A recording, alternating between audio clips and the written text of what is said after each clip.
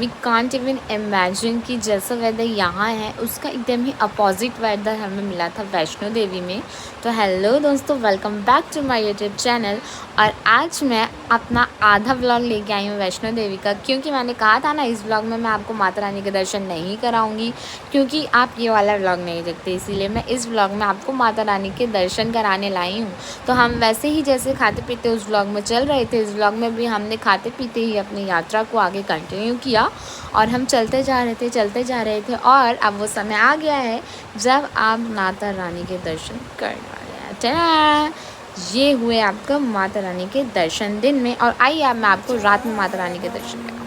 है as a look, इतना अच्छा लग रहा था हम थकान ही भूल गए थे कि क्या ही थकान हुई थी हमें।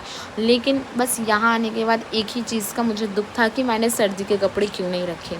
ये मेरे भाई की जैकेट थी जिससे मैंने अपनी ठंड को काबू में किया, क्योंकि ठंड बहुत ही ज़्यादा थी और लास्ट तक तो मुझे ऐसा लग रहा था कि संसार के सारे ही कपड़े मुझे दे दो, मैं पहन लूँगी। मुझे बहुत ठंड लग रही थी क्योंकि हम बहुत ही टॉप में थे ना, अप्रॉक्स 16 किलोमीटर हम ऊपर थे ग्राउंड से, तो बहुत ज़्यादा ठंड थी। और ये एक ऐसा व्यू है जहाँ पे फ़ोटो खींचना अलाउड नहीं था, इसीलिए अब हमारा तो नेचर ही है ना कि जो चीज़ अलाउड ना हो वो हम ज़रूर करते हैं। ये एक ऐसा व्यू था जो हमने मतलब मुझे लगा ही नहीं था कि मुझ में ये भी हिडन टैलेंट है। मैंने सच में बहुत अच्छी वीडियो बनाई, मैंने अपने आप को अप्रिशिएट किया।